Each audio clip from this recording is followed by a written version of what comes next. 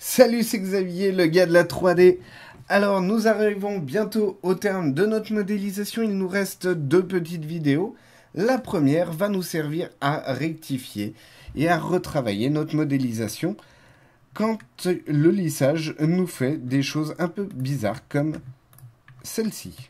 Vous pouvez voir qu'elle se fait assez mal en termes de lissage. Alors, comment je vais rectifier ceci? Nous allons utiliser l'outil Bevel pour créer une nouvelle face et une cassure qui va nous permettre de créer un lissage entre les points qui sont ici, et non entre le point qui se trouve ici et le centre, qui est la cause de notre problème. Alors, je commence par sélectionner mon objet, je retourne dans l'Edit Poly. Et si, comme moi, le fait de retourner dans l'Edit Poly ne vous change pas votre modélisation, que vous voyez toujours votre Turbo Smooth, ceci est dû à ce petit outil, le Show End and Result.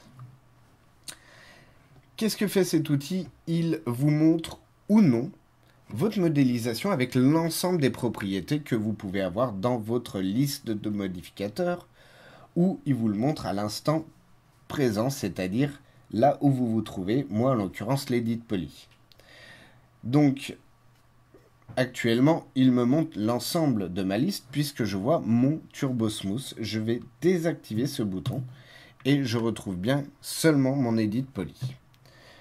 Pour rectifier après l'erreur de lissage qu'il y a en bas, je vais d'abord aller dans Polygone et je vais sélectionner mon fond.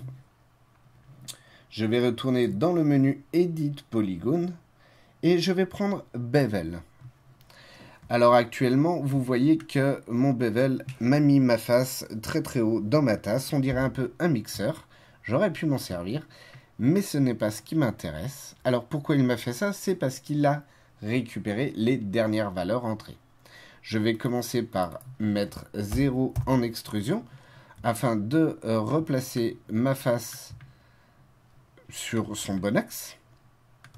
Et vous voyez que ma face est toute petite, c'est dû au bevel, donc je vais d'abord réduire aussi le bevel. Hop, je vais le passer en l'occurrence à moins 0,5. Alors, pour que le lissage se fasse de façon correcte, mais aussi pour avoir un petit arrondi à ce niveau-là, je vais quand même mettre une petite extrusion, même si je pourrais m'arrêter ici et que ma modélisation, mon erreur, serait déjà corrigée. Je vais rajouter donc un petit 0,1 pour créer un petit rebord et je vais valider. Valider. Une fois ceci fait, je quitte le mode de sélection polygone, puis je retourne dans mon Turbo Smooth. Et vous pouvez voir que ma modélisation se fait de façon correcte maintenant. Voilà.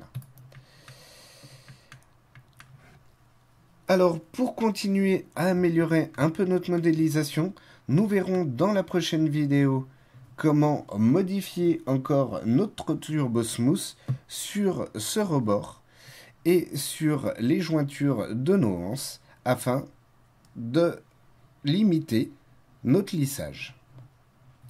Je vous enjoins donc pour ceci à rejoindre notre prochaine vidéo. Je vous invite aussi à vous rendre sur notre chaîne YouTube F3DF afin de voir l'ensemble de nos formations. Vous pouvez aussi retrouver l'ensemble de notre activité sur le site f3df.com. Je vous remercie et bonne soirée.